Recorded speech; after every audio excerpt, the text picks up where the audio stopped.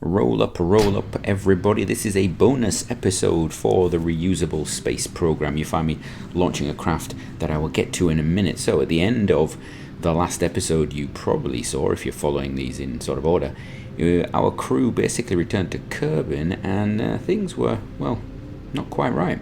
The space program is on a pause, and the series is on a pause, partly because of it being at a logical location to end that set before we go into planetary, but also because the actual version of the game is quite old now, and so yeah, it's been going on now, and I need to think about upgrading it and updating it a little bit. However, I didn't want to just end it like that because we have not been as reusable as we should have, and I did say I would pay penance, so I have chosen a mission.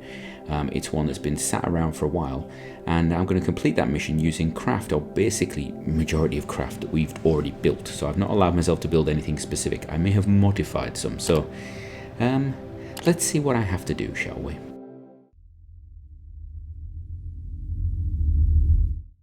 So what we've actually got is we have a Kerbal stranded on the moon. Stranded on the moon near the South Pole, if I remember rightly, and he's in his craft.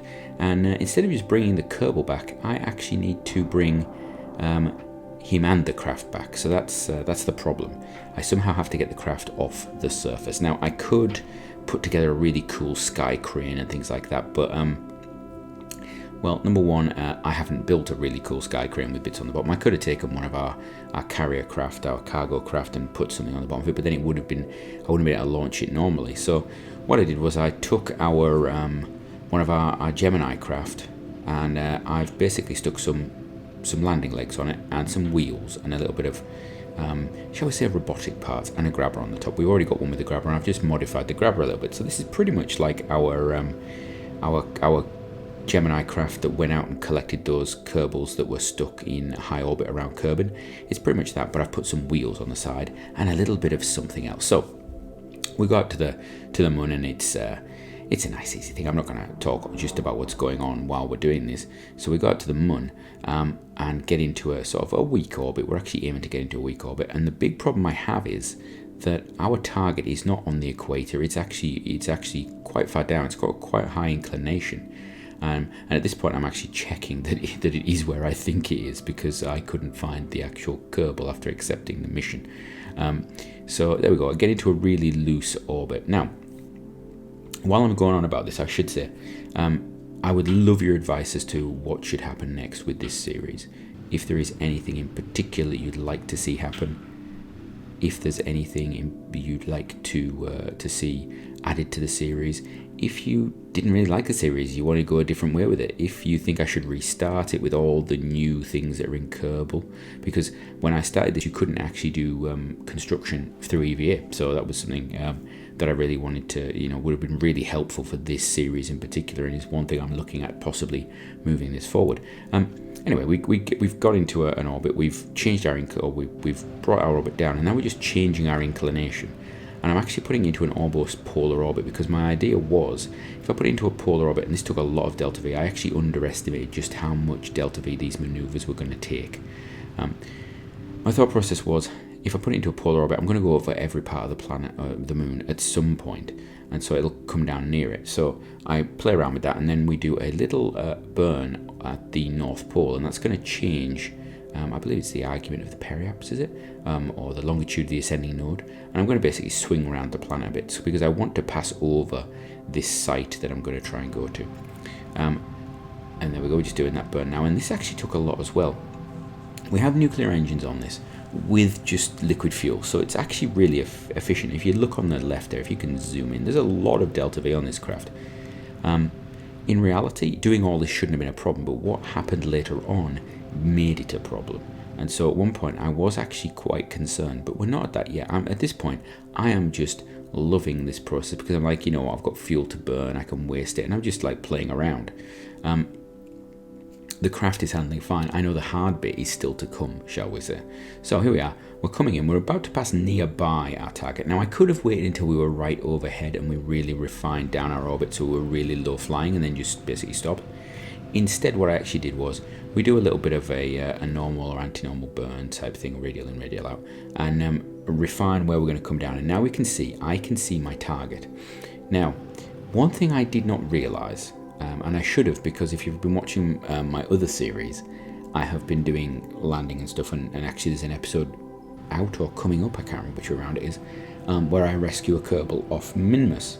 And I didn't realize that they actually start, in some situations, quite high above the surface, and then as you get to within a certain range, they drop down. So here, I'm looking at the distance to the target, and it actually doesn't seem to make sense. At one point, it seemed as though the target was actually closer to me than the ground by quite a distance, by 200 meters or something. And it throws off, particularly if you've got sort of Pythagoras running in your head and thinking, oh, I'm overshooting, I'm undershooting. It throws that off quite a lot. So anyway, we come down, and we're using those 2 nuclear engines to bring us down. And the idea is we're just going to land like a standard repulsive landing. However, we've got to somehow go and get that craft. And here we go. You can actually see now, it's actually up on the top of that hill.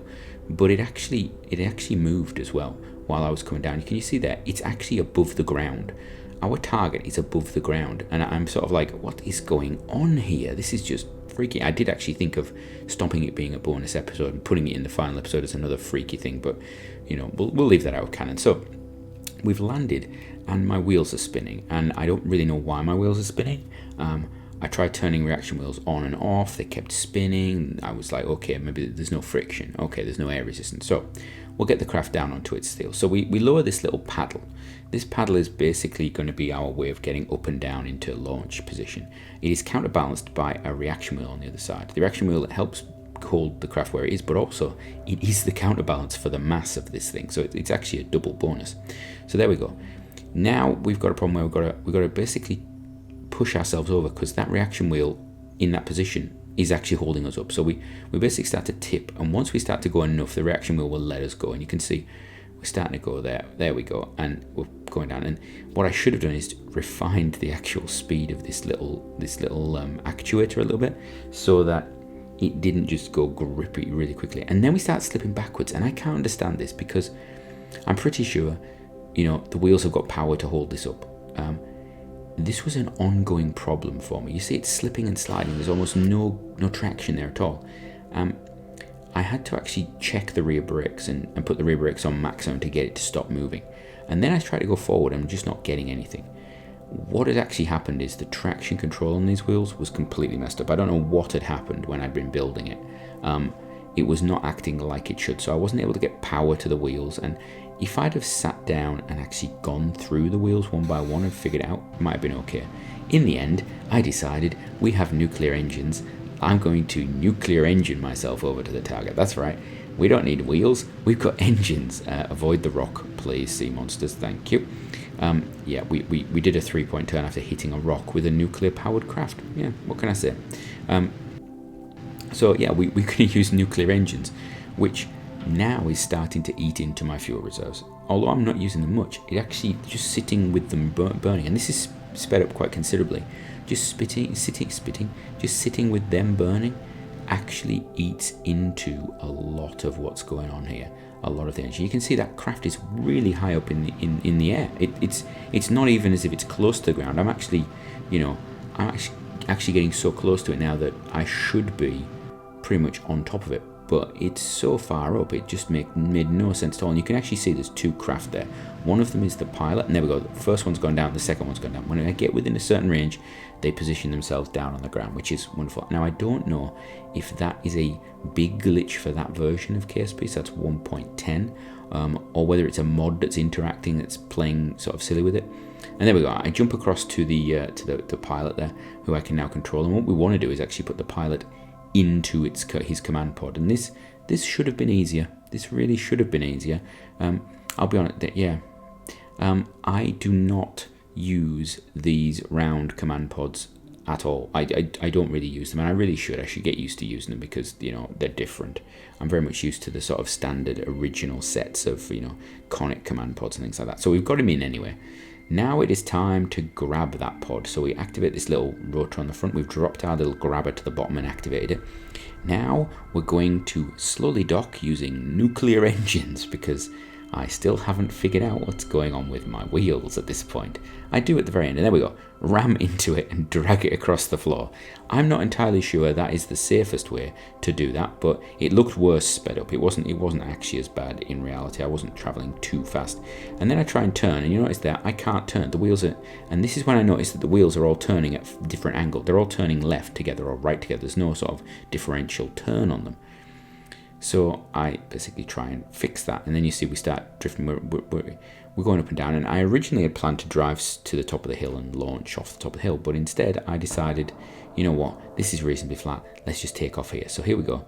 Now I had actually slowed down my little arm at this point, so it wasn't so bad, but there we go. We just bring it up nicely and get ourselves almost level, just tiptoeing. You notice we don't have SAS on at that point.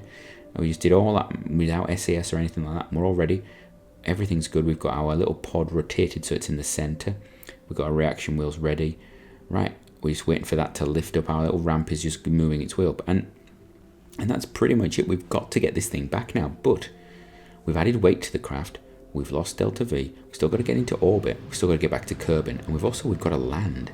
And that was the problem as well, because this craft, I'm not offloading this cargo to something else. I'm not launching another craft. This thing is going from Kerbin orbit to the moon, pick something up, come back and land. I'm not losing a stage. This thing is completely whatever. We launched with the Dreadnought at the start there, which is reusable. This is reusable. I don't want to leave anything behind. I don't want to leave after launch multiple times. So that's what we're doing. So this is where it starts to get tight. You can see my fuel is starting to go down now. Now I should have enough. But I'm going to be in this, well, semi-polar orbit right now, and that's one of the problems I've got. I need to be very careful about this because I need to basically have patience, and I do not have patience. So I decide, instead of having patience, we're going back to Kerbin. It's pretty close. It's close enough, isn't it? It's close enough to the position you want to be in. So I play around with maneuver node, get that together. We've got, a few hundred kilometers per second between, a few hundred meters per second between friends. What they have heard of. And there we go. Now, our return at this point is looking good. We're going to be interfacing with Kerbin's atmosphere. However, this craft doesn't have a heat shield. There are no heat shields on this craft. I forgot to put them on, primarily because you don't get square ones, which would fit this design, and also because the original craft that I based this on does not have them. So we're going to use the nuclear engines to slow down, but we've run quite low on fuel for the nuclear engines.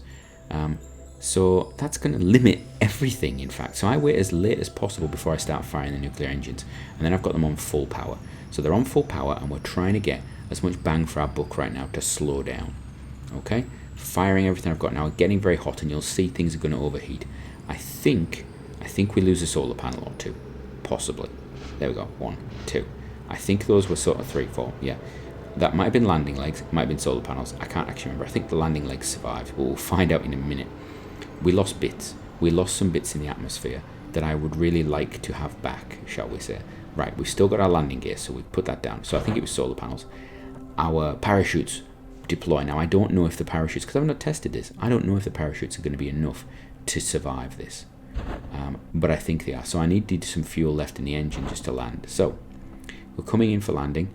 And with that, what I will say is please comment down below. What do you want to see next with this series? Do you want to continue it? Do you want it to move somewhere else? Do you want to adapt it? Tell me. But as we come into land, I think you know what I'm about to say. And from me, until next time, have a great one.